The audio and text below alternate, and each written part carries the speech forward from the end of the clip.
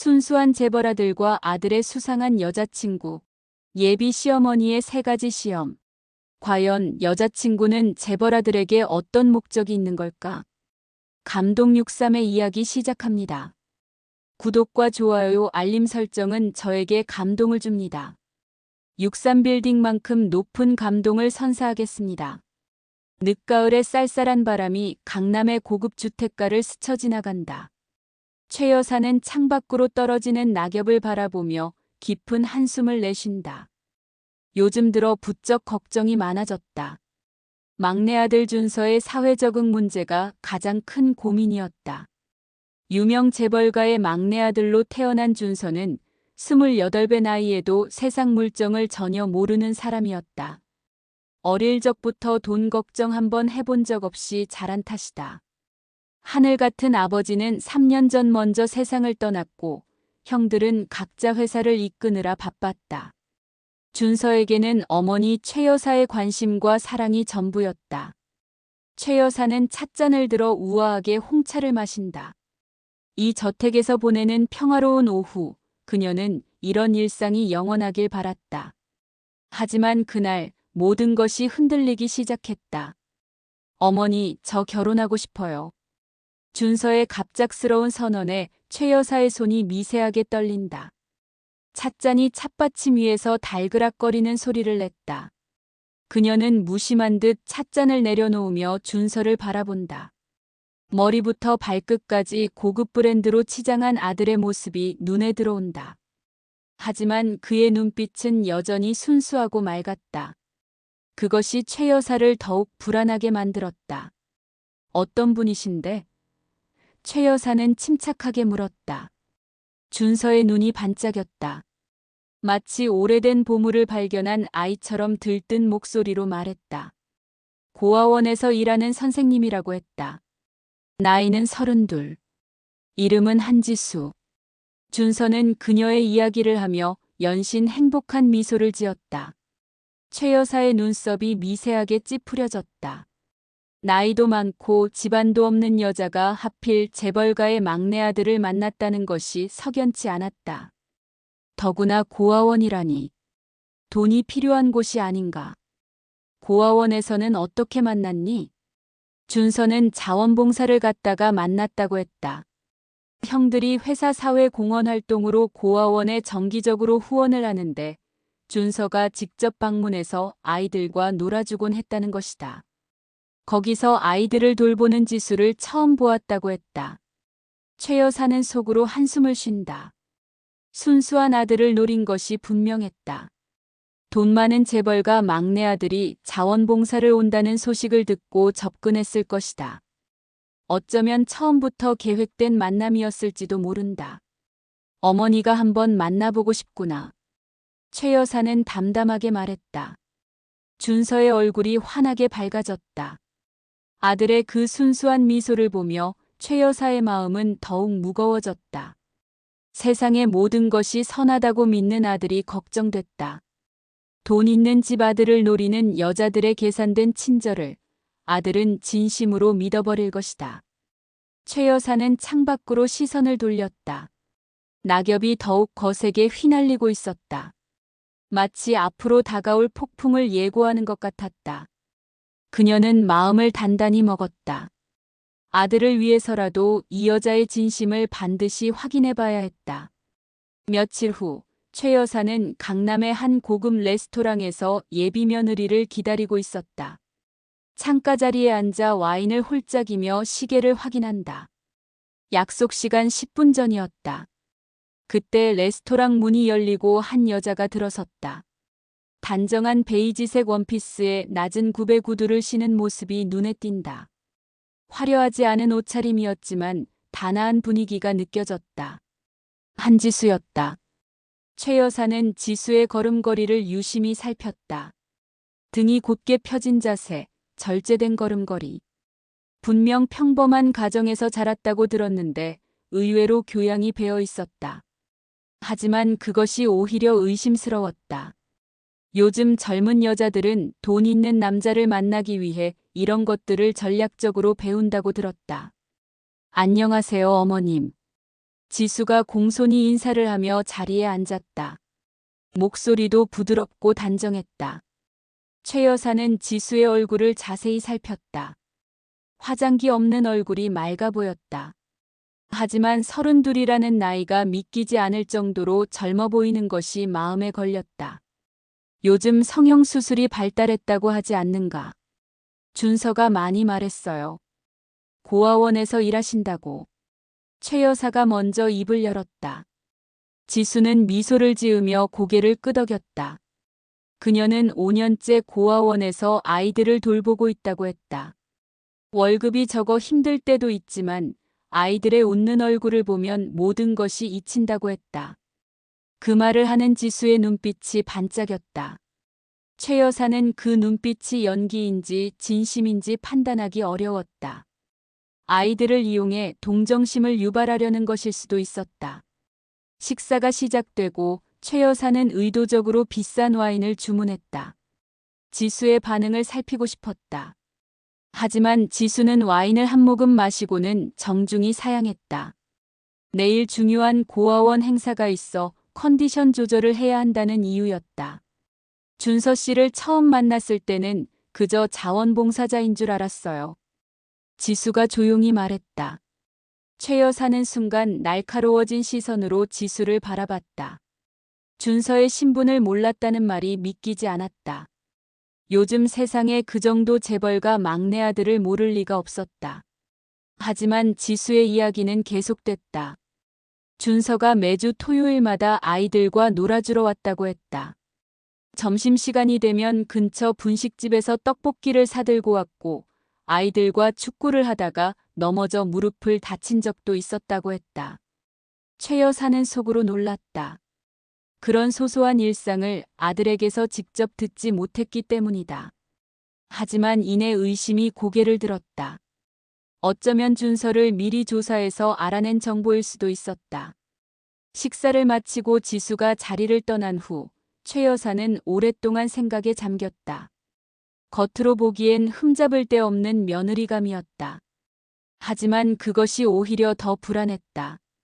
완벽한 연기일수록 치명적이기 때문이다. 창밖으로 저녁 노을이 지고 있었다. 최 여사는 결심했다. 이대로 물러설 수는 없었다. 며느리의 진심을 제대로 확인하기 위해서는 더 철저한 시험이 필요했다. 이른 아침 최 여사는 평소와 다른 옷차림으로 고아원을 찾았다. 명품 브랜드의 화려한 옷 대신 수수한 정장 차림이었다. 고아원 앞에 서서 잠시 망설였다. 이런 곳은 처음이었다. 담벼락에는 아이들이 그린 그림이 붙어 있었다. 햇살 아래 웃고 있는 아이들과 선생님들의 모습이었다. 서툰 그림이었지만 따뜻함이 느껴졌다. 최 여사는 마음을 다잡고 안으로 들어섰다. 고아원 안은 생각보다 깨끗했다. 오래된 건물이었지만 구석구석 정성스레 관리한 흔적이 보였다. 화단에는 계절꽃이 피어 있었고 놀이터의 미끄럼틀은 낡았지만 반질반질 광이 났다. 어머, 안녕하세요. 무슨 일로 오셨나요? 지수가 아이들과 놀다가 최 여사를 발견하고 다가왔다. 출근 시간이 훨씬 지났는데도 지수의 머리는 살짝 흐트러져 있었다. 아이들과 놀았기 때문일 것이다. 최 여사는 그 모습이 의외로 진솔해 보여 마음 한켠이 흔들렸다. 익명으로 후원을 하고 싶어서 왔습니다. 최 여사는 준비해온 대로 말했다.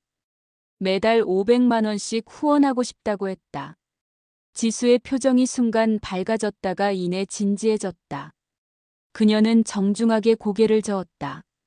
익명 후원은 받을 수 없다고 했다. 모든 후원금은 투명하게 관리되어야 하고 영수증 발급과 사용 내역 보고가 필요하다고 설명했다. 최 여사는 의도적으로 목소리를 높였다. 그 정도 큰 돈을 거절하시다니 아이들을 위한 게 아닌가요? 그 순간 놀이터에서 놀던 아이들이 이쪽을 쳐다봤다. 지수는 잠시 주위를 살피더니 최 여사를 조용히 상담실로 안내했다. 죄송하지만 아이들을 위한 일이라면 더더욱 원칙을 지켜야 합니다.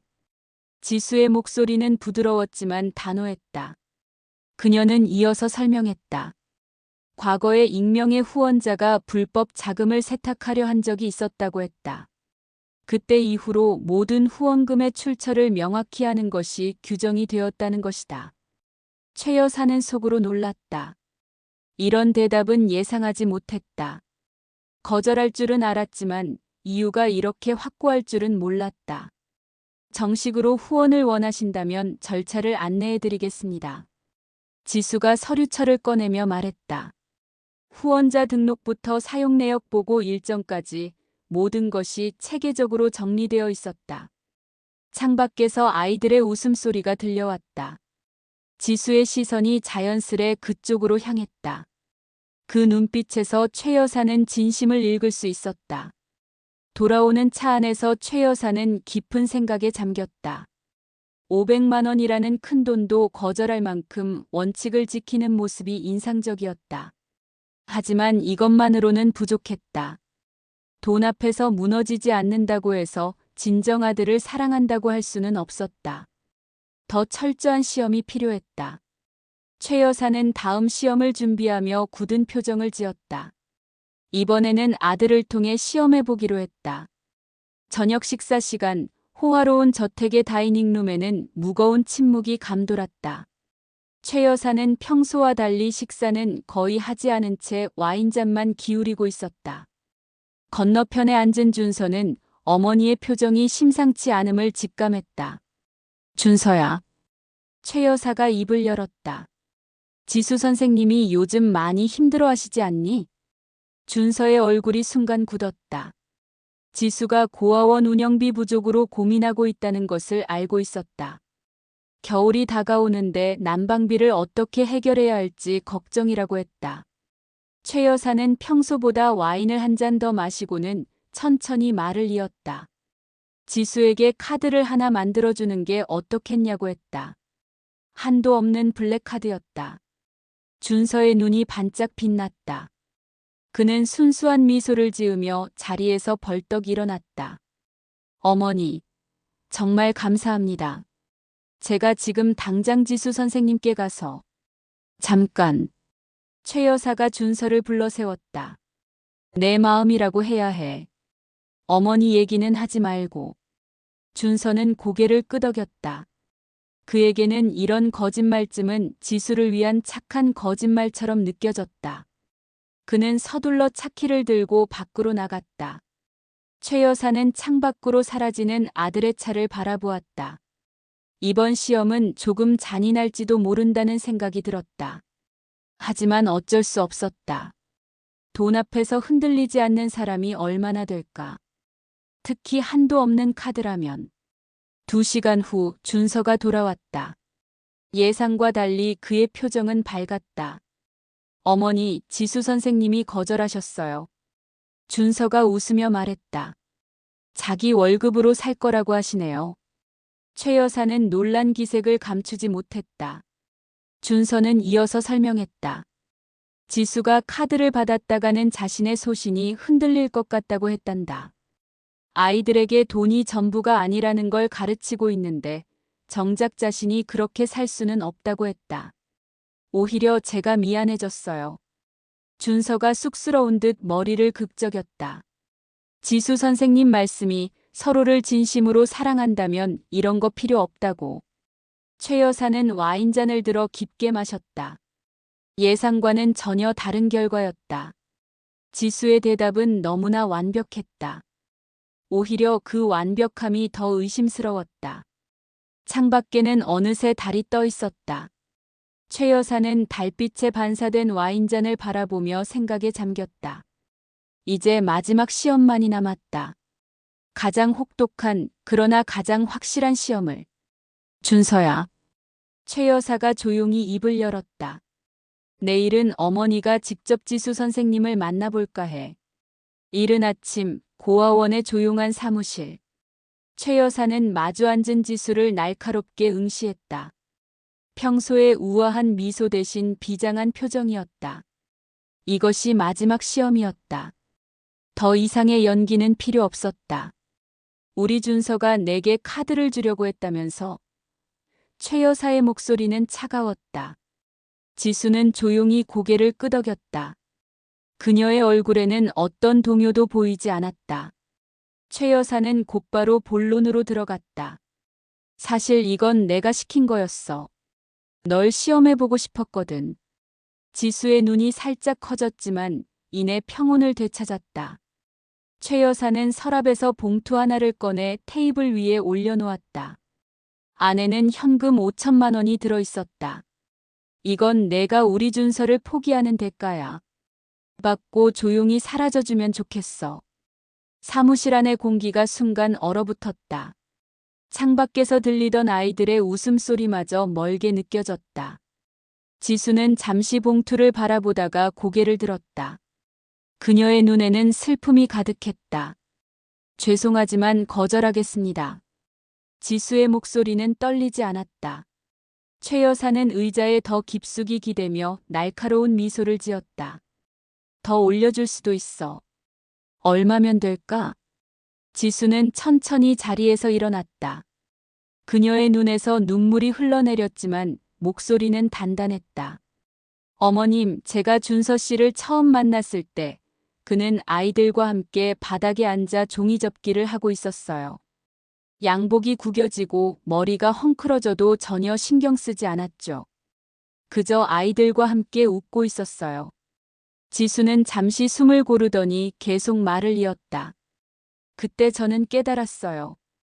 이 세상에 이런 순수한 영혼이 아직 존재한다는 것을. 준서 씨의 그 맑은 미소가 제 인생의 전부가 되어버렸어요. 최 여사는 지수의 눈을 똑바로 바라봤다.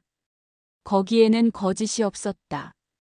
어머님께서는 제가 준서 씨의 재산만 노린다고 생각하시겠지만 지수의 목소리가 더욱 단단해졌다. 전준서 씨의 그 순수한 마음을 지켜주고 싶을 뿐이에요. 그 마음이 세상에 찌들지 않게 영원히 그대로이기를 바라요. 갑자기 밖에서 준서를 부르는 아이들의 목소리가 들렸다. 지수는 창밖을 바라보며 미소 지었다. 보세요, 어머님. 준서 씨가 왔네요. 오늘도 아이들과 놀아주러 온 거예요. 이런 게 바로 제가 사랑하는 준서 씨예요. 최 여사의 눈에서 눈물이 흘러내렸다. 지수의 눈빛, 그 말투, 모든 것이 진심이었다. 이제야 알 것 같았다. 왜 아들이 이 여자를 선택했는지. 고아원 사무실의 창문으로 따스한 햇살이 들어왔다. 최 여사는 자리에서 천천히 일어나 봉투를 집어들었다. 그녀의 손이 미세하게 떨리고 있었다. 평생을 돈으로 사람의 마음을 재던 자신이 부끄러워졌다. 미안하구나. 최 여사의 목소리가 흔들렸다. 지수는 고개를 저었다. 그녀의 눈가에는 아직도 눈물이 맺혀 있었지만 입가에는 따뜻한 미소가 어려 있었다. 밖에서는 준서와 아이들이 어울려 노는 소리가 들려왔다. 까르르 웃는 아이들의 웃음소리, 그리고 그 사이로 들리는 준서의 밝은 목소리. 최 여사는 문득 아들의 어린 시절이 떠올랐다. 준서는 어릴 적부터 달랐다. 다른 형제들이 회사 경영과 돈에 관심을 가질 때 준서만은 늘 순수했다. 그것이 최 여사에게는 걱정이었다. 하지만 이제야 깨달았다. 그 순수함이야말로 준서의 가장 큰 자산이었다는 것을. 지수야. 최 여사가 불렀다. 내가 우리 준서를 선택한 진짜 이유를 이제야 알겠다. 지수가 고개를 들었다. 최 여사는 계속해서 말을 이었다. 돈도 명예도 아닌 그저 준서의 맑은 영혼을 사랑했던 거구나. 창밖에서 준서가 아이의 운동화 끈을 메어주는 모습이 보였다. 그 모습을 바라보는 지수의 눈빛에는 한없는 사랑이 담겨 있었다. 처음엔 이해할 수 없었어. 최 여사가 말했다. 왜 하필 우리 준서였는지. 세상 물정 모르고 돈 쓸 줄도 모르는 아이를. 지수는 조용히 최 여사의 말을 들었다. 그녀의 눈에서는 더 이상 눈물이 흐르지 않았다. 이제 알겠어. 내가 본 건 우리 집안의 재산이 아니었어. 준서의 진짜 모습. 그 순수한 마음이었던 거지. 밖에서 누군가가 문을 두드렸다. 준서였다. 어머니. 여기서 뭐 하세요? 최 여사는 재빨리 눈물을 닦았다. 그리고 처음으로 진심 어린 미소를 지으며 지수를 바라봤다. 더 이상의 시험은 필요 없었다. 이제 그녀는 확신할 수 있었다. 이 여자라면 자신의 아들을 진정으로 행복하게 해줄 수 있을 거라고. 준서와 지수의 결혼식 날, 웅장한 파이프 오르간 소리가 울려 퍼졌다. 백합과 장미로 장식된 예배당에는 귀빈들이 가득했다. 최 여사는 맨 앞자리에 앉아 감격스러운 눈으로 식장 입구를 바라보았다. 하얀 웨딩드레스를 입은 지수가 아버지 뻘 되는 고아원 원장의 팔짱을 끼고 입장했다. 그녀의 뒤로는 고아원 아이들이 꽃잎을 뿌리며 따라왔다. 형식적인 하객 대신 진정으로 축하해주는 이들과 함께하는 결혼식이었다. 제단 앞에 선 준서의 얼굴에는 환한 미소가 가득했다. 최 여사는 문득 남편 생각이 났다. 저렇게 순수하고 맑은 미소는 아버지를 닮았다고 생각했다. 주례사가 시작되고 최 여사는 조용히 눈물을 훔쳤다.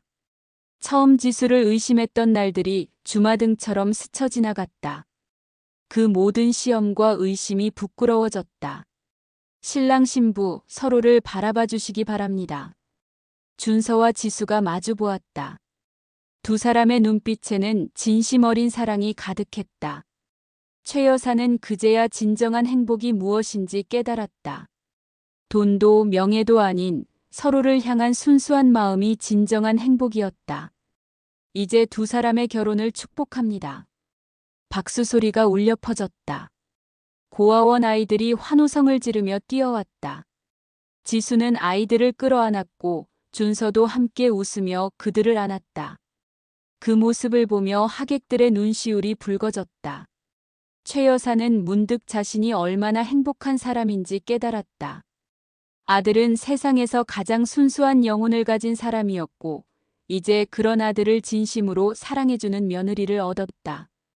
결혼식이 끝나고 지수가 최 여사에게 다가왔다. 그녀의 손에는 부케가 들려 있었다. 어머님, 제가 이제 어머니의 딸 같은 며느리가 되어도 될까요? 최 여사는 말없이 지수를 끌어안았다. 더 이상 말이 필요하지 않았다. 이제 그들은 진정한 가족이 되었다. 밖으로 나오자 따스한 햇살이 세 사람을 비추었다. 준서는 여전히 순수한 미소를 짓고 있었고 지수는 사랑스러운 눈빛으로 그를 바라보고 있었다. 최 여사는 마음속으로 기도했다. 이 순수한 사랑이 영원하기를. 그리고 자신의 의심과 시험이 이들의 사랑을 더욱 단단하게 만들어 주었기를. 감동 63의 긴 이야기 들어주셔서 감사합니다. 구독과 좋아요, 알림 설정은 저에게 감동을 줍니다. 늘 감동이 가득한 나날 되시길 바라겠습니다. 63빌딩만큼 감동이 높은 새로운 이야기로 다시 돌아오겠습니다.